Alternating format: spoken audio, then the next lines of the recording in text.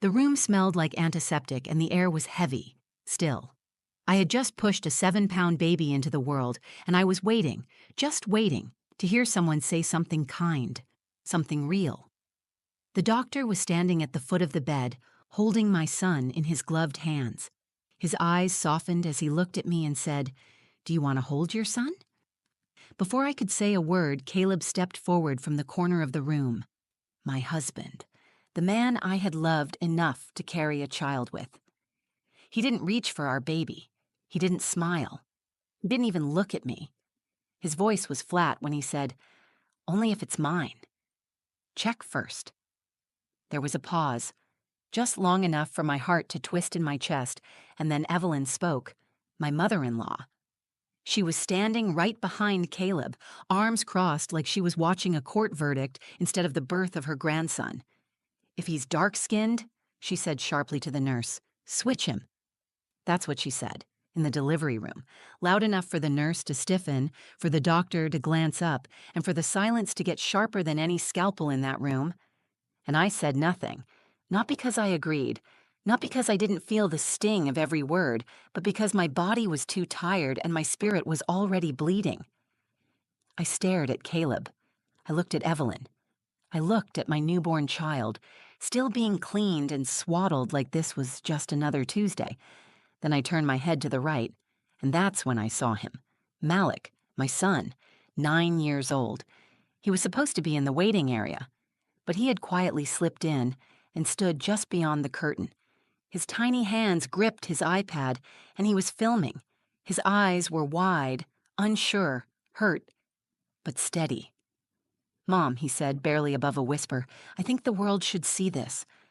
That's when I felt the burn behind my eyes, the lump in my throat, the shame of silence, and the weight of truth. A child had witnessed it all, not just the baby being born, but the ugliness of the people meant to love him. And instead of crying or running away, he chose to document it. He chose to speak. At that moment, something shifted in me, not the kind of shift you recover from overnight, but the kind that leaves a mark so deep it changes your voice forever. This is the story of what happened in that delivery room, of what was said, what was recorded, and what came after. It's the story of betrayal, silence, and a 9-year-old boy who saw too much and was brave enough to speak when no one else did. You need to hear this, because silence isn't peace. And sometimes, the smallest voice in the room is the one that finally tells the truth. Before the delivery room, before the betrayal, before I watched my son film the moment that shattered our family, I believed I had finally found peace. My name is Amara Bennett. I'm a 3rd-grade teacher in Decatur, Georgia. I've always been quiet, the kind of person who carries storms inside but smiles through them anyway. I was 25 when I had Malik. His father was never in the picture, and honestly, that was a blessing. Malik and I built a small life, just the two of us in a rented house filled with bedtime stories, school lunches, and dollar store birthday decorations. He was my reason to keep going on the hard days, and there were a lot of hard days. Then came Caleb. I met him at a school fundraiser. He was there picking up his nephew, and we ended up side by side at the raffle table. He made a joke about how adults only come to school for free cake and gift baskets, and I laughed harder than I expected to. That night, he asked for my number. A month later, we were eating Thai food in my kitchen while Malik quizzed him on superhero trivia. Caleb got every answer right. He was different from anyone I had dated. He was calm, responsible, and soft-spoken. He didn't interrupt. He listened. He never raised his voice. That felt like love to me. It felt safe. We got married 2 years later. It was a small ceremony, just a backyard, string lights, and a few friends. Malik was the ring bearer, grinning with his 2 missing front teeth. Caleb kissed my hand at the altar. He promised he'd never let me feel alone again. When I got pregnant, I was both excited and terrified. It had been 9 years since I'd held a newborn in my arms. My body felt different now, older, tired in new ways. But Malik was thrilled. He would touch my belly every night and whisper secrets to the baby. "You're gonna love Mom," he'd say. "She makes the best pancakes, and I'll show you how to build pillow forts." We found out it was a boy, and I cried in the car on the way home. Not because of the gender, but because I felt like this was my second chance. A real family, a fresh start. But things started changing early in the pregnancy. Caleb became distant. He stopped holding me at night. He missed 2 of my doctor appointments. He blamed work, but I knew it wasn't about work. He was watching me, studying me, like I was someone he didn't fully recognize. Evelyn, his mother, made things worse. She called the baby it instead of him. She made jokes about how dark the baby might be, always with a little laugh that wasn't funny. "I just hope he doesn't look confused about who his daddy is," she'd say, sipping her tea. "Wouldn't want people asking awkward questions in public." The first time she said something like that, I froze. Caleb didn't say anything. He just looked at his phone. I told myself to let it go. Don't start drama. Don't make things worse. But that became a pattern. Evelyn would say something cutting, and Caleb would stay silent. Then she started showing up uninvited. She brought baby clothes, light-colored onesies with Daddy's Little Man written on them in glittery blue letters. One afternoon, I found her folding the laundry I'd left in the dryer. She smiled like it was normal. "I know how tired you must be," she said. "I figured you could use the help." That night, I cried in the bathroom with the door locked. Not because of what she did, but because I felt like I was losing control of my own space, of my own pregnancy. Malik started noticing the tension. He'd sit beside me and ask if everything was okay. He wasn't a loud kid, but he was sharp. He could read the air in a room before anyone said a word. I always told him everything was fine. But even at 9 years old, he knew when I was lying. The night before I went into labor, I remember lying awake, listening to Caleb breathe beside me. I had one hand on my stomach and the other over my heart. I wasn't afraid of birth. I was afraid of what would come after, the looks, the questions, the silence. But I still believed that somehow love would be enough, that once he saw his son, all the doubt would disappear. I was wrong. The morning my water broke, I was standing in the kitchen, barefoot, holding Malik's cereal bowl in one hand and my back with the other. It wasn't dramatic, just a slow, warm trickle and a sudden tightness in my belly. I called Caleb. He didn't answer. I texted, "It's time." 15 minutes later, he pulled into the driveway, quiet as usual. He didn't help me into the car or hold my hand, just tossed my bag in the trunk, adjusted the mirror, and drove. Malik sat in the back seat, his iPad on his lap. He watched me more than his screen. Every bump in the road made me wince. He reached up from behind and placed his hand on my shoulder. At the hospital, everything moved fast. Contractions picked up, and the nurses wheeled me into a room that smelled like disinfectant and winter air. Malik waited in the corner, wrapped in his hoodie, holding his iPad like a shield. He had begged to come. I said no at first, then changed my mind. Something told me I would need him. Evelyn arrived less than 30 minutes after we checked in. I hadn't told her I was in labor. Caleb must have. She walked in like she owned the place, holding a bag of snacks and a clipboard. "I figured someone should keep things organized," she said. The nurse asked who was allowed in the delivery room. I said Caleb and Malik. Evelyn didn't like that. She said she had a right to see her grandson born. Caleb didn't look at me when he told the nurse to let her stay. I was too tired to argue. The epidural numbed my body, but the tension in the room numbed my spirit. I closed my eyes and tried to focus on my breathing. Labor lasted 8 hours. My contractions got closer, stronger. Caleb sat by the window, barely speaking. Evelyn stood near the monitors, commenting on every beep and fluctuation. She asked the nurse if darker babies needed special lights to fix their tone. The nurse gave her a tight smile and walked out. Malik stayed mostly quiet. He filmed short clips of the hospital room, the monitors, the hallway, like he was documenting something important. I noticed he kept turning the camera toward people's faces when they talked. I didn't know then that he had already started recording everything. When the doctor came in and said I was ready to push, the room shifted. The lights got brighter. People moved faster. I gripped the bed rails and thought of Malik when he was born, his tiny hands, his eyes that looked only at me.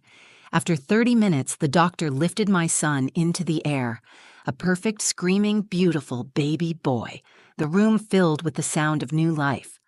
I looked at Caleb, waiting to see joy in his face, but there was nothing, just the same blank stare he'd been wearing for months. The doctor turned toward us and asked, "Do you want to hold your son?" That should have been the moment. the one you remember for the rest of your life. But instead of reaching out, Caleb stayed seated and said, "Only if it's mine. Check first." The room went quiet. Even the baby's cries seemed to pause. My mouth opened, but no sound came out. Then Evelyn stepped forward and spoke to the nurse without looking at me. "If he's dark-skinned, switch him," she said, flat and certain, like she was asking for a cup of coffee. I couldn't breathe. The air around me disappeared. I looked at Caleb, waiting for him to say something, to defend me, to defend our child. He said nothing. And I said nothing. Not because I didn't want to, but because my throat locked up and my heart collapsed in on itself. My baby was still in the doctor's hands, crying, needing me, and I couldn't move. Then I heard a small voice from the right side of the room. "Mom?" I turned my head. Malik was standing just past the curtain, his iPad pressed to his chest. His face was pale, his lips tight. He had heard everything. He had recorded everything. His voice shook, but he said the words clearly. "I think the world should see this." Malik's voice broke through the silence like glass cracking under pressure. Everyone in the room turned to look at him. His small frame stood in the doorway, shoulders tense, gripping his iPad with both hands. His eyes were wide and wet, not from tears, but from something worse, disappointment. At 9 years old, he had heard more than any child ever should. He had recorded it, and now he was standing there, asking if it should be shared. I think the world should see this. My mind raced. I was holding Elijah now, still wrapped in hospital blankets, warm against my chest. His tiny body rose and fell with each breath. He was beautiful. A full head of curly hair, round cheeks, and skin that mirrored his father's. There was no question. He was Caleb's child, but none of that mattered anymore. What mattered was what had just happened in front of my son. Evelyn shifted in place, her arms crossed, her mouth pulled into a line, her tone immediately defensive. "He shouldn't be in here. That's not appropriate. You should tell him to delete that." Caleb stood too, but he didn't look at me or Malik. He looked at the floor and said nothing. I looked at my son. His chest was rising fast, like he was trying not to cry. He didn't understand all the layers of what he had witnessed, but he understood enough. He understood disrespect. He understood the difference between love and cruelty. And in that moment, he was braver than anyone else in the room. "Malik," I said softly, "you recorded all of it?" He nodded. "I didn't mean to. I was just filming the room. But then Grandma said that stuff. And Dad, too. I didn't want to forget. I wanted to show you later." I took a breath. Not a shallow one, but a full, steady inhale. My body was sore, exhausted, but my mind was finally waking up. "You did the right thing," I said. Evelyn snapped. "Excuse me, that's what you're telling him? He invaded our privacy. He's a child, not a journalist." Caleb finally spoke. "Amara, maybe we should just delete it and move on. It was a tense moment. People say things." I looked at him for a long time. I searched his face for any hint of remorse, any sign that he understood the weight of what had happened. But all I saw was discomfort. He wasn't sorry for what he said. He was just embarrassed it had been captured. "This wasn't just a tense moment," I said. "This was your son being born. And you asked for proof before you'd touch him. Your mother told a nurse to switch him based on his skin color. That's not heat of the moment. That's who you are." I looked back at Malik. "Let me see the video." He walked toward me, slow and careful, and handed me the iPad. I played it back. The video was shaky but clear. The audio picked up every word. Caleb's doubt, Evelyn's cruelty, my silence. "I'm sorry I didn't say anything sooner," I said, tears starting to sting behind my eyes. I was scared. I didn't want to believe this was real. But you, Malik, you saw it, and you didn't look away. He stood beside the bed and leaned his head against my shoulder. I wrapped my arm around him as best I could with the baby in the other. His breath slowed. He needed to feel safe, and I needed to make sure he never doubted that he had the right to speak the truth. "I don't want people to think our family is bad," he whispered. "This isn't about shame," I said. "This is about making sure no one else thinks it's okay to treat someone like this. You told the truth, and that's powerful. That's brave. The nurse returned to check vitals. She glanced at Caleb and Evelyn, then gently asked if I wanted the room cleared. I nodded. I think it's time they left. Caleb hesitated but didn't argue. Evelyn opened her mouth, then closed it again. She turned and walked out, heels clicking against the floor. I watched them go, and for the first time since arriving at the hospital, I felt something close to calm. My son had protected me. Not with anger or noise, but with truth. That was the moment everything changed. The day after Elijah was born, the hospital room was quiet. Malik sat near the window drawing on his iPad, his headphones on. He had barely spoken since Caleb and Evelyn left. I held Elijah to my chest and watched him sleep. His face was calm. He had no idea what he'd been born into, no idea of the words spoken about him before he'd taken his first breath. My phone buzzed. Caleb had texted, "We need to talk. Please don't make this public." There was no apology, no explanation, just fear of exposure. I stared at the message until the screen went black. Later that afternoon, Malik pulled his headphones down and walked over to the bed. "Are we going to tell people?" he asked. His voice was small but serious. This wasn't curiosity. It was responsibility. He had carried the weight of what he saw, and now he needed to know what would come of it. "I don't know yet," I said. "Why do you think we should?" He looked down at his iPad. "Because people shouldn't be treated like that. Not you, not Elijah, not anyone. What if other moms feel the same but are too scared to say it?" I reached for his hand. "Are you scared?" "A little, but I still think it matters." That night, while Elijah slept and Malik drew quietly at the little hospital table, I uploaded the video. I didn't post it on social media, not at first. I sent it anonymously to a parenting forum where I used to read birth stories. I titled it, "What My 9-Year-Old Filmed During My Delivery." In the post, I didn't name names. I didn't add dramatic language. I told the truth exactly as it happened. I said my husband questioned our son's paternity before holding him. I said my mother-in-law suggested the nurse switch him based on his skin color. I said my son captured it all. I went to sleep with my phone under my pillow, unsure what I would wake up to. By morning, the post had over 10,000 comments. By noon, screenshots were trending across Twitter, TikTok, and Instagram. People were angry, heartbroken, and fired up. Mothers shared their own stories of racism in delivery rooms.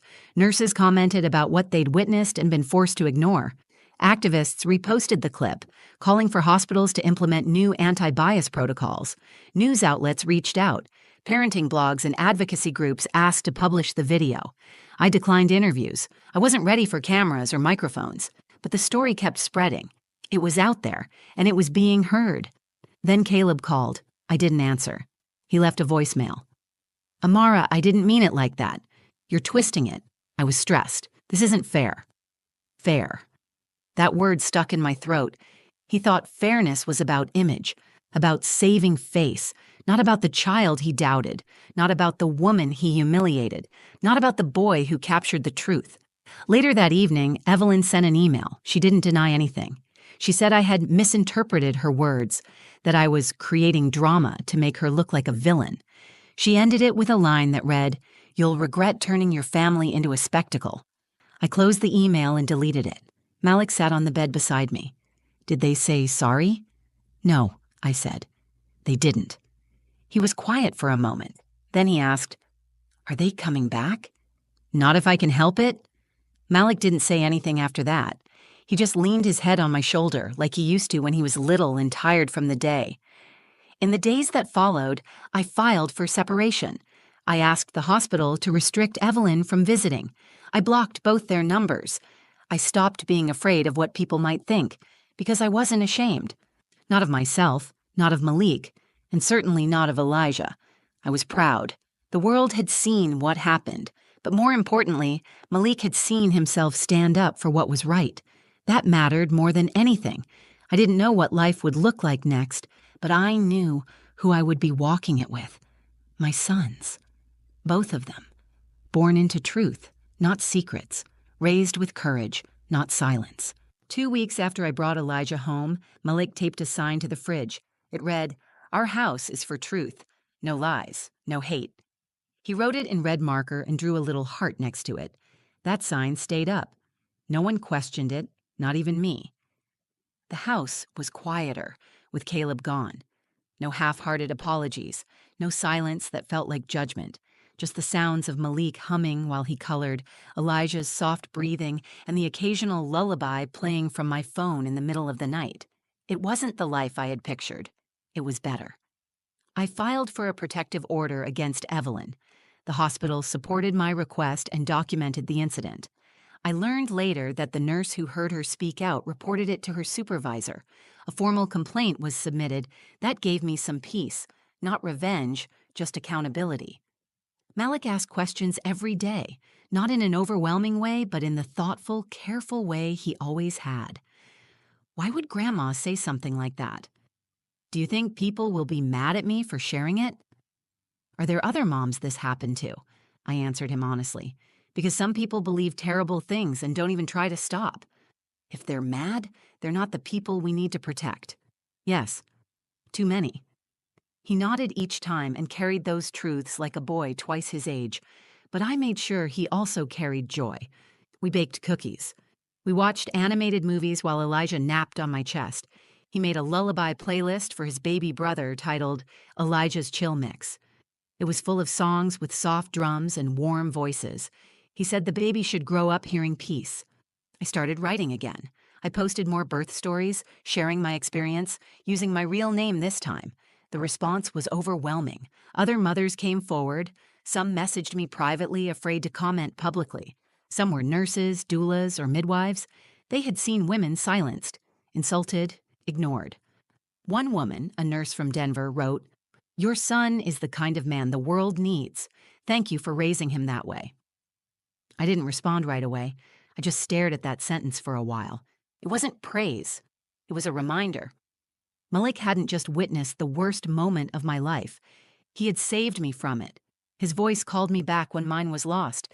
He taught me that silence isn't always peace. Sometimes it's just a pause that gives cruelty room to grow. One morning, a small package arrived at our door. It was from an organization that advocates for maternal health equity. Inside was a thank you card and a note saying they had shared our story with their team, and it had inspired a new training video on racial bias in hospital settings. I read the letter out loud to Malik. He sat at the kitchen table, legs swinging from the chair. "Do you think that means the baby will be safer when he grows up?" he asked. "Yes," I said, "because you made sure people listened." He smiled, leaned over, and gently touched Elijah's tiny fingers. Elijah started cooing more. His little fists curled around Malik's thumbs like they already knew each other. Sometimes I would catch Malik talking to him like a tiny man, telling him jokes, reading him facts about planets, or making promises. "I won't let anyone talk bad about you," he said one night while I stood in the doorway and watched. "If they do, I'll film them again." I didn't cry. I let the warmth spread through my chest, steady and strong. This wasn't just about a video anymore. It was about legacy. It was about who we were going to be from here forward. I wasn't the same woman I was in that delivery room. That version of me stayed behind, buried under years of swallowing words. I left her there. I brought my sons home and decided they would never inherit my silence. People always talk about what mothers teach their sons, but sometimes it's the sons who teach the mother how to fight, and I will never stop fighting for them. If this story moved you, if it made you think, if it reminded you of something you've experienced or witnessed, don't let it stop here. Like this video, share it. Leave a comment. Tell me what you're thinking. Tell me what you've been through. Tell me what you've seen. Because silence protects the wrong people, and stories like this one deserve to be heard. Subscribe to the channel if you believe in truth, in courage, in the power of speaking up, even when your voice shakes, especially then. And to every mother, father, daughter, son, or soul out there who's ever been silenced, this space is for you. You're not alone. We see you, we hear you, and we're not staying quiet anymore.